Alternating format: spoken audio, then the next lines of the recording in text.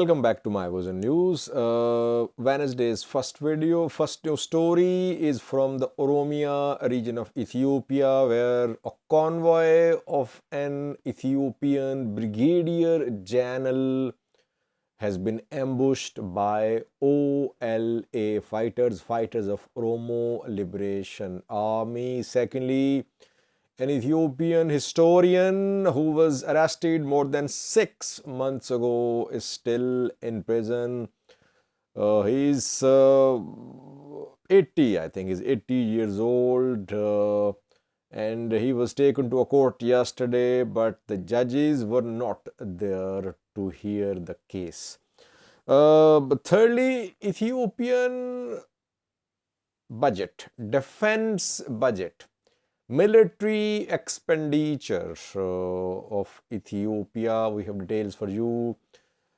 In 21-22 fiscal year, Ethiopian military spending rose. What was the percentage of increase in Ethiopian military budget if you compare 2021 and 21-22 fiscal years? And lastly, two news stories from Somalia.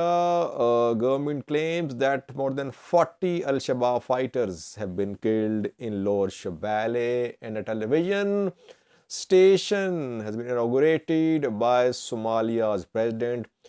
The television station will only cover, or it will mainly cover the details of ongoing military operation against Al-Shabaab.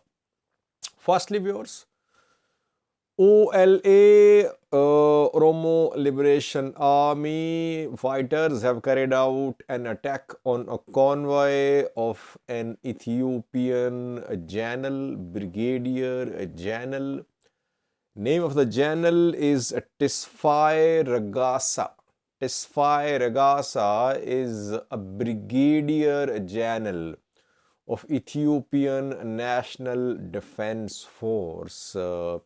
His convoy was on its way. It was ambushed in a place called Jaji Bako. In Jaji Bako, the attack happened. OLA sources are sharing pictures of some documents and some other personal belongings of the general.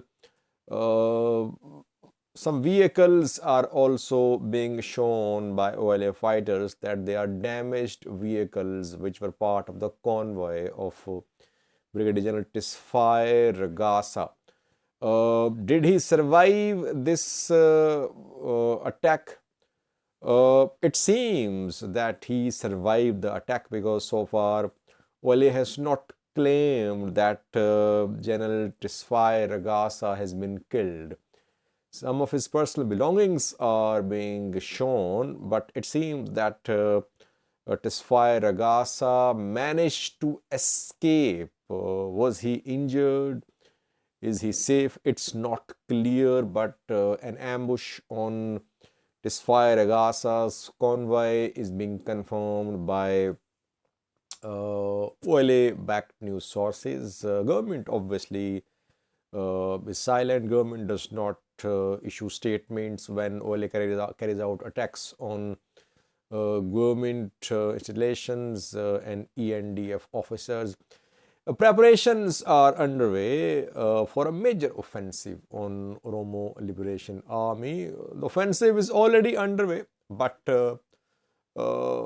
large-scale mobilization is underway. We could see we are seeing that drone strikes and airstrikes are being conducted in Western Oromo on a daily basis.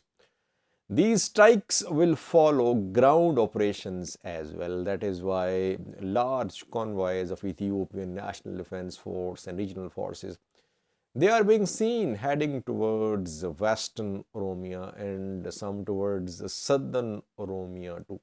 In coming days, we could see start of a major operation against OLA, though operation is continuing, but so far mainly air campaign is underway. And gradually we could see start of large scale ground offensive too. Secondly, viewers, an Ethiopian historian was arrested more than 6 months ago. Tadios Tantu is his name.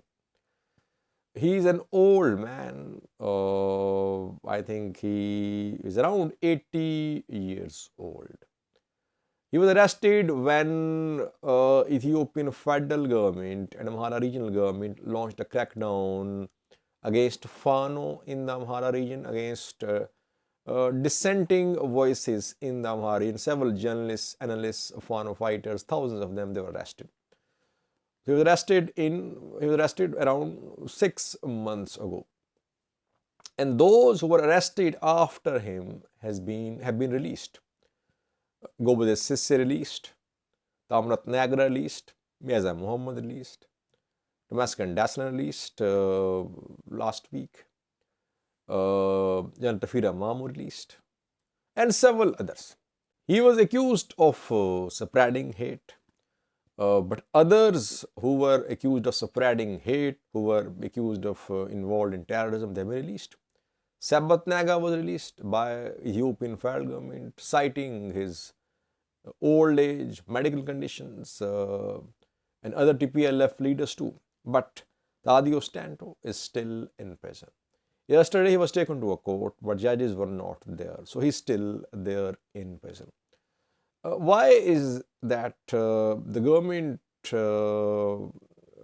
does not have a uniform criteria when it comes to release of people arrested in the Amhara region of Ethiopia? Those who don't have a voice, those who don't have people to protest for them are still in prison. But influential figures, they were arrested, they were released because international pressure came, pressure from media associations came, and the government had to release them. Why is Tadios Tantu still in prison? An old man, must be suffering from some health conditions too, but still in prison. Thirdly, viewers, Ethiopian military expenditure rose in 2021-2022 fiscal year. How much was the rise in Ethiopian defense budget? Ethiopian defense budget in fiscal year 2021-2022 was 102.6 billion Ethiopian birrs. 13.2% of total expenditure. What was the military spending in the last year, 2020-2021 fiscal year? It was around 6% of total expenditure. And this year, 13.2% of total expenditure. So it shows that Ethiopian military spending rose this year. Why? Because government was making preparations that there could be start of some offensive from Tigray forces. Even before the start of the third round of fighting in August, government was prepared in terms of having bought weapons, in terms of training large number of regional and federal forces members. That is why defense budget rose. Wars eat up economies. Wherever there are wars, there cannot be any development. Wars and conflicts. Sometimes there are conflicts and parties to the conflict, they spend on buying arms, on training armed factions. There is no war sometimes, there is just conflict. And parties have to spend a lot to make preparations for a likely war. So that is why peace is essential for development. Ethiopian government, TPLF signed a peace agreement in November this year. Let's hope, let's pray that this agreement is fully implemented. Ethiopia has lots of problems to face, lots of challenges to meet, drought, poverty, unemployment, and several other issues. What is needed is a comprehensive approach to ensure that peace prevails in Ethiopia. Yes, conflict in the north has been resolved for the time being, but still thorny issues remain. Same strategy should be adopted in Oromia between Afars and Somalis, between Amhara and Oromos, between Oromia and other neighboring regions. Otherwise, Ethiopia will have to spend its resources for military spending, and development will be sidelined. Lastly, we have Somalia, where firstly Somalia's president Hassan Sheikh Mahmoud inaugurated a television station a few hours ago. The television station's name is SNTV Daljir.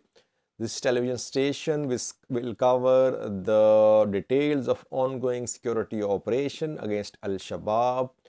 Government has banned media outlets in Somalia to report about the operation against Al-Shabaab, to report Al-Shabaab's activities without prior approval from the government. That is why this channel has been launched. It means independent media is not being allowed to flourish in Somalia. And that happened in Ethiopia too, that is happening in Eritrea too, that independent media is curbed.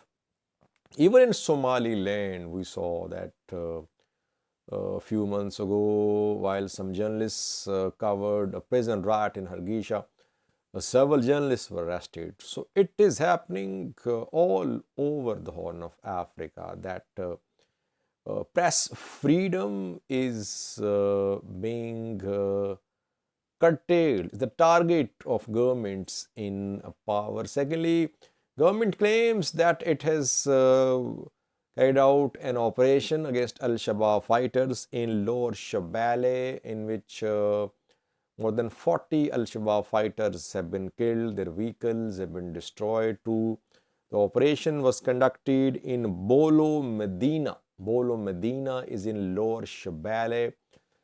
Some sources say that some airstrikes were conducted in Bolo Medina in Lower Shabelle. So it wasn't a ground offensive. It was an air operation. I think US air assets or some other air assets would be involved in this operation, because several vehicles have been destroyed, two of Al-Shabaab fighters in Bolo Medina, Lower Shabelle. So operation against Al-Shabaab ongoing. On daily basis, government shares details and sometimes Al-Shabaab fighters share details too. Too early to say what is going to be the final outcome of this operation against Al-Shabaab. Thank you for watching.